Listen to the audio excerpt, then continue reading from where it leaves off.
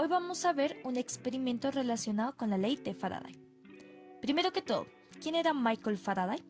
Este científico es de origen británico, nacido en Newcastle, Gran Bretaña, en 1791. Era de familia humilde, por lo que su educación fue bastante básica. Aún siendo muy joven, tuvo que comenzar a trabajar repartiendo periódicos y después en una librería, donde tendría la oportunidad de leer artículos científicos que lo llevarían a realizar sus primeros experimentos. Su vida como científico comenzó como tal tras pedirle empleo al químico Humphrey Davy, comenzando como asistente de este. En 1831 colaboró con Charles Winston e investigó sobre fenómenos de inducción electromagnética. Durante esta investigación logró observar cómo un imán en movimiento a través de una bobina inducía corriente eléctrica en ella. Esto lo llevó a descubrir matemáticamente la ley que rige la producción de electricidad por un imán, es decir, la ley de Faraday. Antes de ir al experimento, ¿qué es la ley de Faraday? Básicamente, esta ley cuantifica la relación entre el campo magnético cambiante en el tiempo y el campo eléctrico creado por estos cambios. También puede ser utilizado como un sumario de las formas en las que se puede generar un voltaje por medio del cambio del ambiente magnético. El voltaje inducido en una bobina es el equivalente al negativo de la tasa de cambio del flujo magnético redoblado por el número de vueltas de la bobina, lo que hace que se produzca una interacción de la carga con el campo magnético. Ya dicho esto, pasemos al experimento. Necesitamos los siguientes materiales: una base de icopor,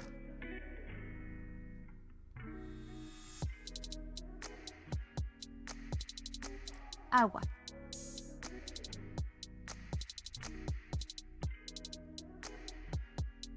dos imanes,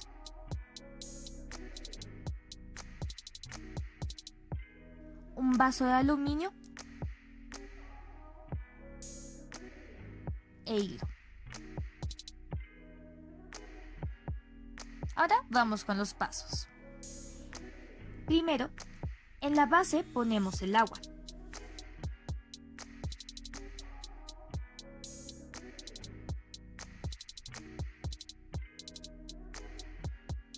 Después, el vaso de aluminio lo ponemos en el agua.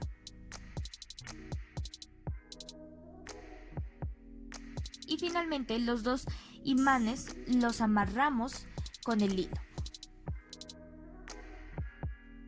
Ahora, vamos a hacer que tanto el aluminio como el imán interactúen, a pesar de que el aluminio no es un objeto ferromagnético.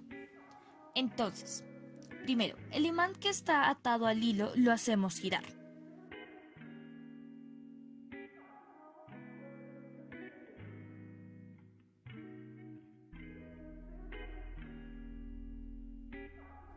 Luego, ponemos al imán dentro del vaso sin que toque los bordes.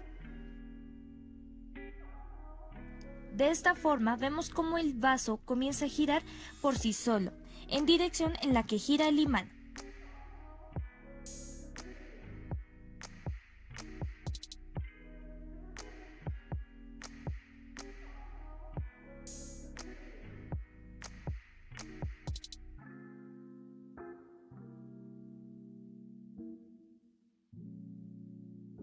¿Qué pasa detrás del experimento?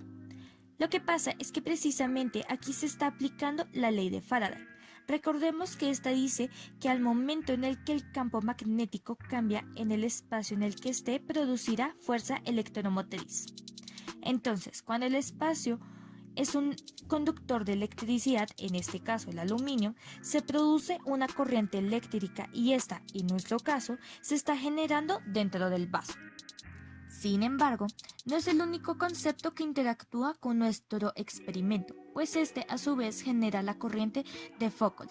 Este último trata sobre cómo en pequeños circuitos la energía fluye de forma circular, valga la redundancia.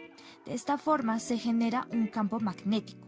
También en el experimento influye la ley de Lenz, que básicamente trata sobre cómo una corriente eléctrica producida por el flujo magnético cambiante genera una corriente con una dirección que se opone a la variación del flujo que la produce.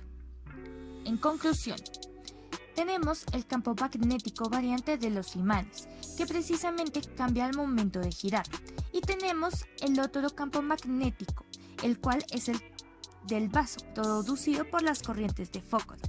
Entonces, estos dos campos son los que precisamente interactúan y provocan que el vaso gire.